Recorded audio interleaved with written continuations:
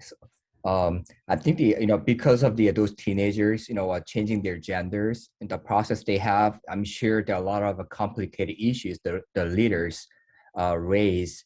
So I can think about two things. As a leaders, they may think how they can accept those teenagers, like physically, emotionally. So the bottom line is that they must accept and embrace with them, with love. But at the same time, all the teenagers, not just those teenagers, but all of them we minister to must learn what it means to accept God's authority over their lives and their original genders based on the truth. And number two, how can we as a leaders, speak the truth in love to them? If our words are too judgmental, I'm sure they'll be hurting.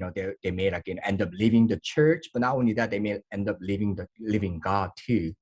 And if our words are too nice, too tolerant, and then they may just keep doing whatever they've been doing it. So they're just keep practicing their sinful acts. And solution to that, I'm thinking about two things also. Number one, having a one-on-one meeting. So try to build up the relationship so that they can have a more open mind to talk about whatever they're going through in that one-on-one setting, so that we can speak the truth. We can teach the truth, during those times. And number two, we can also have the regular meetings with the parents, because the parents going through so many different things, the pain and suffering. So we can, just listen to them and then pray for them as well as their children together. When a transgender teenager is in the church community is more likely to divide.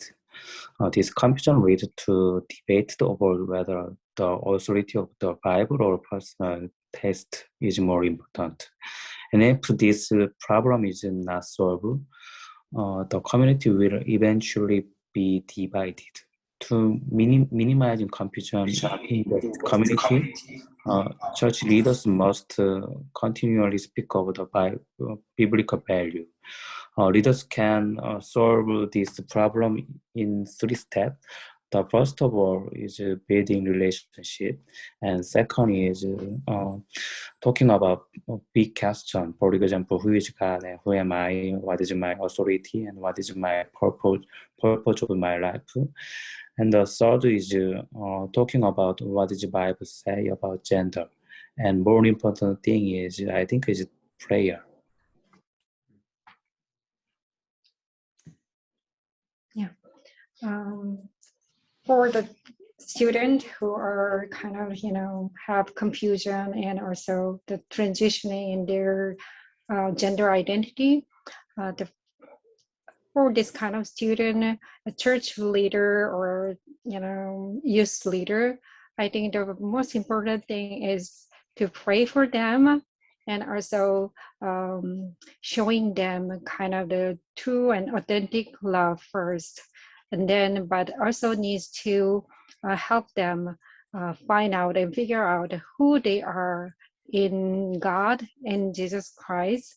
So really help them find out the truth. They are first God's image bearer, and really, even though they are really difficult, they are going through a difficult time and challenging situation. But the most important thing is they are created by God's image, and God has a good plan for them. So by reading and working through kind of the biblical truth, needs to we really, church leaders help them find out the true identity in God. Yeah, that's the most important thing. And yeah. I think two significant issues will be raised to church leaders through today's problems. First, church leaders can approach the children or students with preconceived notions. This case is so rare, so the church leaders will be very embarrassed, and he or she will likely be very awkward when dealing with the student.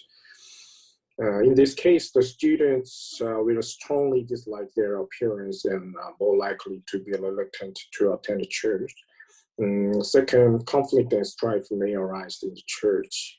There are various opinions on gender issues among church members. Therefore, when the students mentioned in the question start attending church, it may cause conflict.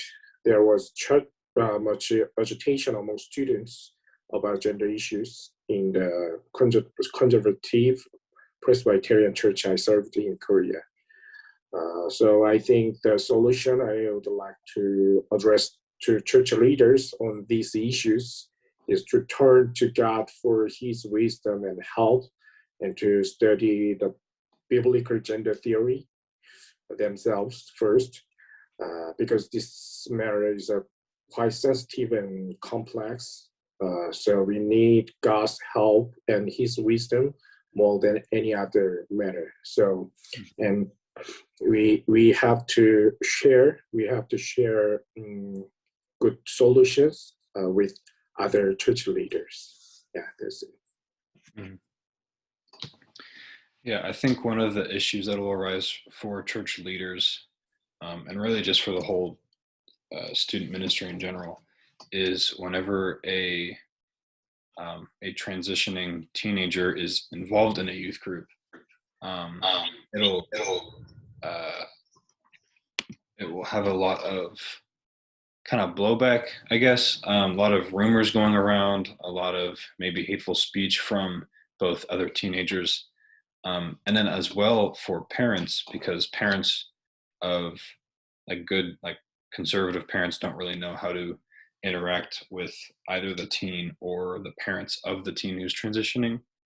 And so I think something that the church can do for this issue is to offer classes led by church leaders, classes for volunteers and for parents about how to